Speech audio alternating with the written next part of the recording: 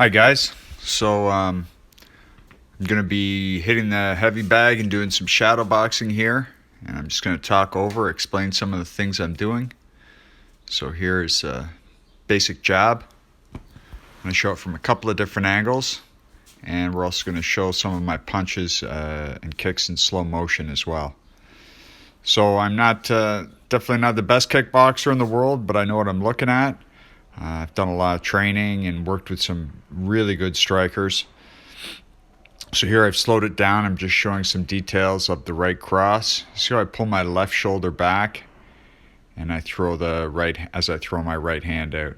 I'm going to point my left shoulder at the target just a split second before I fire that right hand out. Here comes the little turn with the left shoulder, and then I pull my left shoulder back as I fire that right hand out.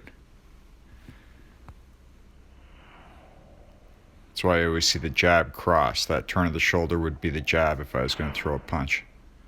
But, and then whip it out. Right? Now I want to twist my shoulders and get more reach on that punch. So here, just a little different angle.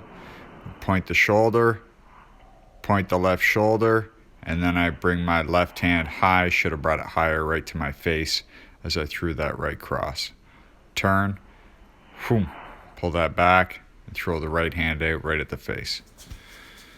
So here we are at regular speed, showing that right cross, whack.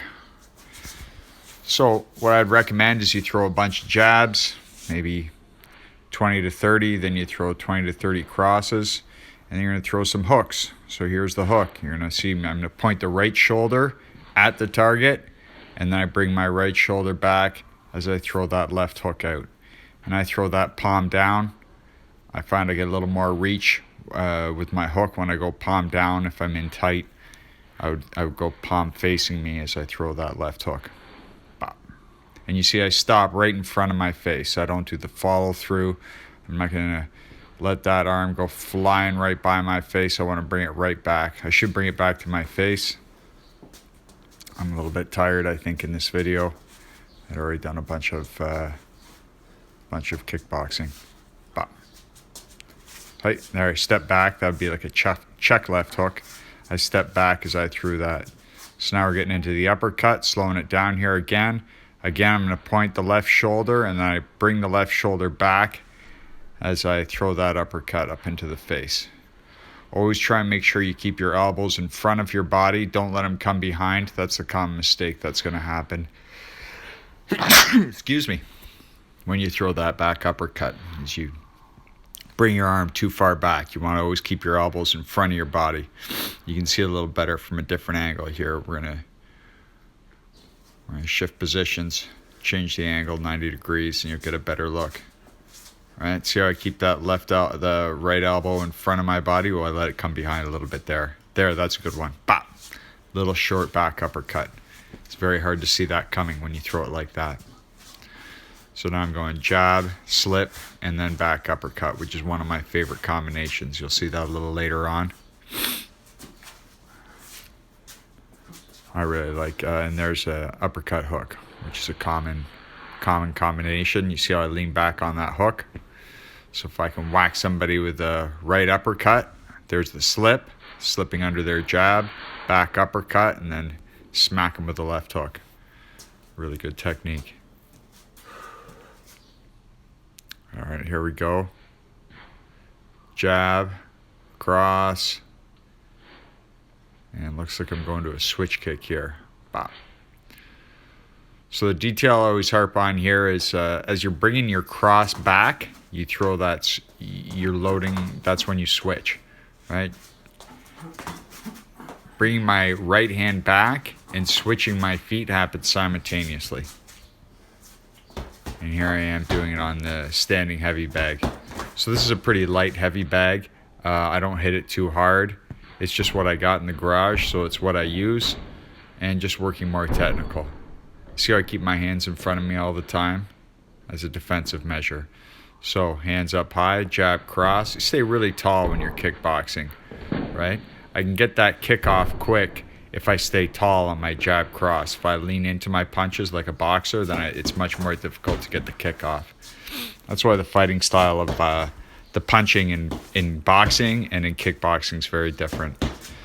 So here's one of my favorite combinations, the jab cross, jab liver, right? Especially if I can smack them in the top left side of the head with my right hand, then the next time I throw the jab, they're going to think a cross is coming. So there's the jab cross. Now I step back. Now I'm going to jab, fake the cross. They think it's a cross, but really it's a liver punch. And then I would follow that up with a kick to the leg a lot of the times in kickboxing. Jab, cross, liver. Jab, cross, jab, liver. It's kind of a crappy angle, so I speed it up to speed. And there it is with the kick, right? So jab, cross, jab, fake the cross, liver punch, hands out to defend the counter strike and kick the leg. This is probably my favorite combination. I've hit this a lot of times in sparring. Jab, cross, jab, slip, liver, and then kick him in the leg as they're recovering from that body shot. And then immediately bring my hands up and get back into a strong defensive stance. If you get a combination off on somebody like this, they're definitely coming back swinging. So you don't want to finish and put your hands up in the air. You want to finish and get back to a defensive stance. There's that jab, slip, back, uppercut, hook, leg kick, followed by a jab, cross, switch kick. Switch kick, cross hook, leg kick. I know another one of my favorite combinations. We go switch kick, cross hook, and leg kick. Switch kick, cross, and I'll do it continuously here.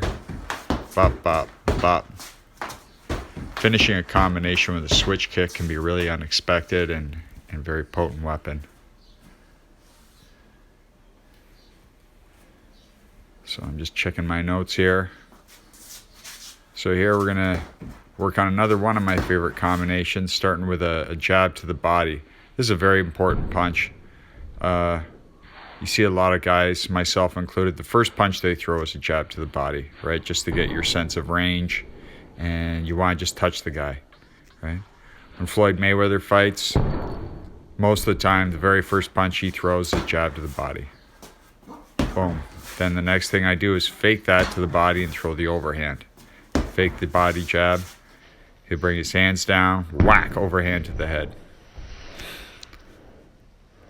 I don't have a great overhand, but if I set it up with that body shot, it's much more effective.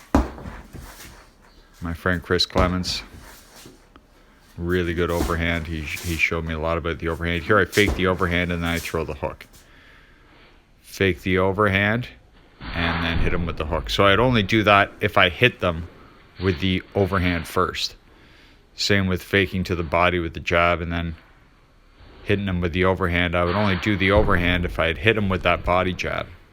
So after you hit them with something, you fake them with the thing that you just hit them with, and then you come back. So I'll put all three together here. I'll start with the body jab. I fake up high, body jab. Now I'm going to fake the jab to the body overhand. Now I fake the overhand and hook. So you put it all together. Hand up high, jab to the body. Now I'm not going to bring my hand up high. I'm just going to go for the body jab, right? Because he's conditioned to respond to that. I fake to that and then whack, overhand to the face. Now he's conditioned to lean back from that overhand, so I show it to him. He leans back, whack, come around the side, hit him in the ear with the left hook. And that's worked for me in sparring. So I'm just going to do this a few more times. And that's like approximately real time how that would go down. So here I am just practicing the techniques that I use on a regular basis in sparring. I hope this was helpful, and I'll do some more of these videos soon. Us.